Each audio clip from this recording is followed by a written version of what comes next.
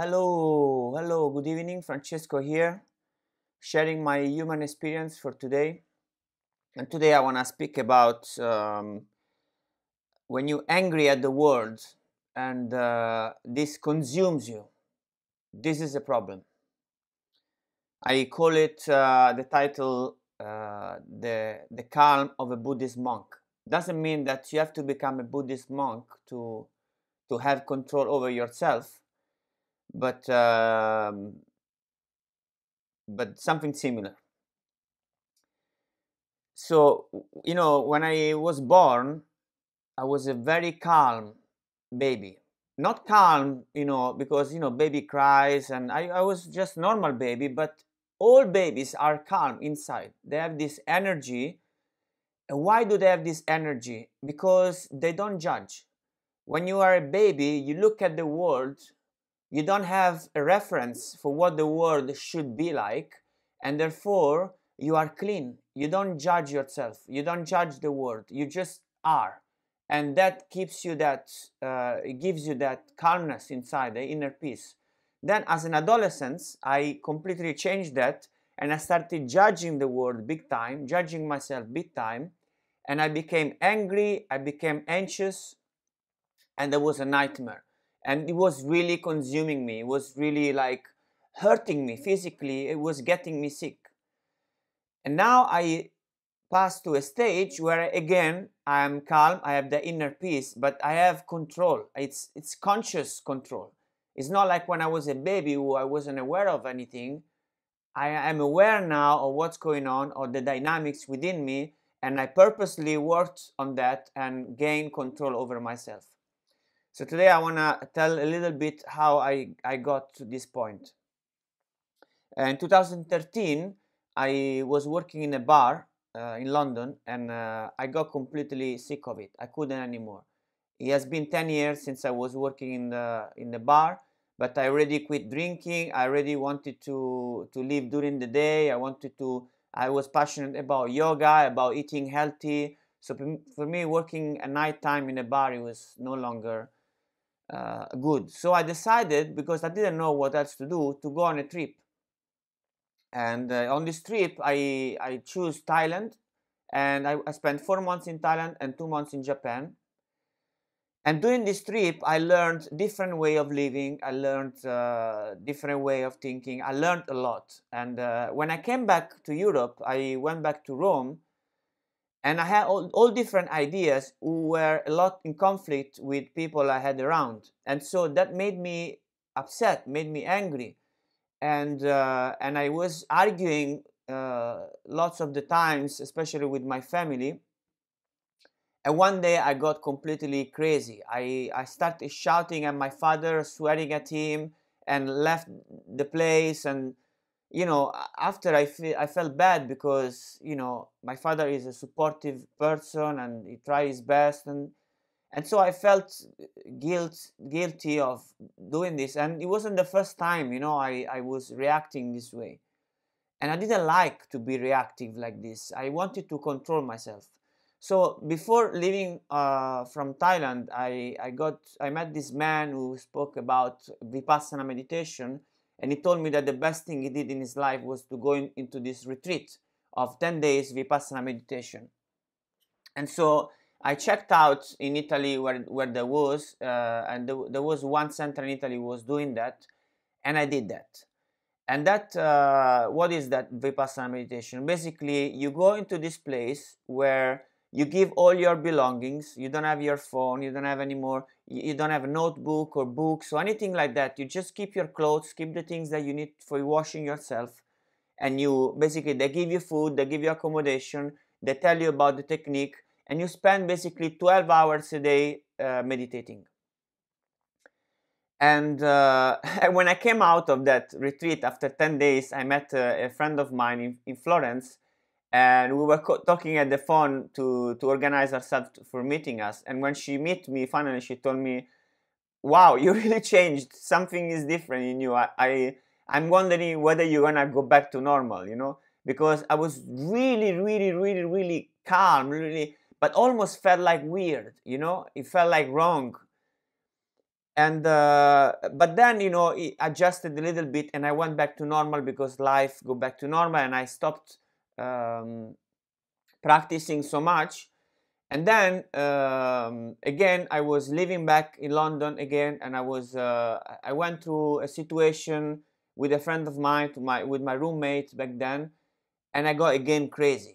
And again, I thought, why did I go so crazy? I lost, you know, my control again. So I started understanding, okay, I need to practice here. I need to really focus on practicing. So to make a long story short, I did my Vipassana retreat 2 more times. So I did 3 in total. One in Italy, one in India, and again another one in Italy. But I kept practicing, and I stayed longer and longer. I can stay now up to 3 hours with my eyes closed, observing myself, and not moving, no problem. So this is a big achievement for me, because before it was like something happened and I react to it. And what's important is not only that you react in a way that, you know, you can go into some trouble. You know, some people kill their partners because they go crazy, you know, for 1 minute, and they ruin the whole life, you know. But not only that, but so that is one side of the things. The other side is that you might not react in a way that is destructive and you end up in jail or something like this, but you might be living a life miserable because you keep these things in you for longer and longer and longer. So for me, it was like some things they would consume me for days, you know, some things for years. And so why is it important to get over this, to gain control over oneself? Not only because you can end up doing something that you might regret for the rest of your life, but because also you might be miserable for all your life if you don't get this handled. Because these things, they're like wounds, you know. When you have a wound and somebody touch your wound, it hurts, and you react to this person, and the other person, he doesn't know where is your wound. He cannot touch you, he cannot do anything, so it becomes uncomfortable for you, uncomfortable for the people around you. So that's why it's important to heal these wounds. But all these things, you know, they're good if I tell you logically. It's almost like if I want to teach you how to swim, I can tell you, okay, so you go like this, you move your arm like this, and then you do like this. But it's not going to be effective. You're not going to learn how to swim unless you jump into water. So to me, the thing to do is this, is to start exercising your mind, and by doing meditation, and only then you can have the actual experiential knowledge, not only at the logical level, but at the experiential level. So then it works, because I can tell you these things, and you can tell me, you can agree with these things, and you can say, oh yeah, I don't have to react to things, I don't have to suffer. But then when the moment comes, when you jump into water, if you can't swim, you're gonna drown. So what to do now? What I think is good for me, for you to do, your next step is this. You spend 5 minutes a day, just 5 minutes, just start 5 minutes a day, but do it. Like, take your phone right now, move away my face or whatever, and put your alarm clock for when you're going to do this, whether today or tomorrow. Put a time. It could be 10 a.m. or 10 p.m. I don't care, it doesn't matter. Just put a time right now and say, I'm gonna spend 5 minutes of my life, because this is important, to do this exercise. And the exercise is extremely simple. Is this: you sit down with your back straight. You don't lie down on the sofa or on the bed, and you put your back straight where you are present. You're not relaxing. You're present with your eyes closed, your back straight, your leg crossed, and you just observe your breath. That's all you need to do. Just feel the breath, the air touching your nostrils, going in, going out, going in. Just do that for 5 minutes. And if it's 5 minutes, it doesn't do anything to you, then make it 10 minutes, make it 15 minutes. You have to make it in the time where you start literally suffering. You literally start, these things that will start coming on the surface. Just like when you are in a situation or you are in front of somebody who touches your button, these things come up, they will come up during your meditation, and you have to observe them. So the exercise is this: stay with yourself 5 minutes a day, or 10 minutes, or 15 minutes. It doesn't matter. It can be 3 hours or 5 hours. I don't care. You're not going to win anything by doing it long. The important is not how long you're doing it. The important is, are you able to sustain yourself in a moment where you cannot hold it anymore? So for you, it can be 5 minutes, 10 minutes. For me, it's now 1 hour, 2 hours, but it doesn't matter. You, in the moment of uncomfortable, when you're uncomfortable, you just stay there. You don't move. You just stay there and you keep observing like a scientist. You don't have to judge it wrong, right, good, bad, feel bad.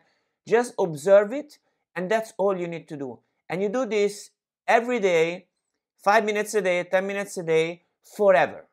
Forever. And you will notice what happened to me is that before, I used to react and go crazy and keep the things within me for days and days and days, that consuming and make me sick. Now I still react. For example, if I drop something and I break it, or if I stain my clothes or something happens, something like fuck, it will last for me like a microsecond. I will still react to it, but after a microsecond, just the time to swear, to say fuck, and it's gone. And I no longer belong to this thing. You know, it no longer owes me. No one owes me anymore. I am free. If something happened, I am free. It goes through me. And doesn't mean that I became not sensitive anymore. It just means that I gain control over myself. And this is what I want for you. This is what I want for everyone on this planet. So I think this is important, because once we get this, then we are free, and that's it. No matter what everybody does, and we can still change things, we can still act on things, we can still do all these things, but we do from a place of calmness, of stillness, like the baby who observed the world for the first time. No judgment, just inner peace, just inner joy. That's it. That's all I wanted to share for today. Thank you very much for watching, and I'll talk to you next time.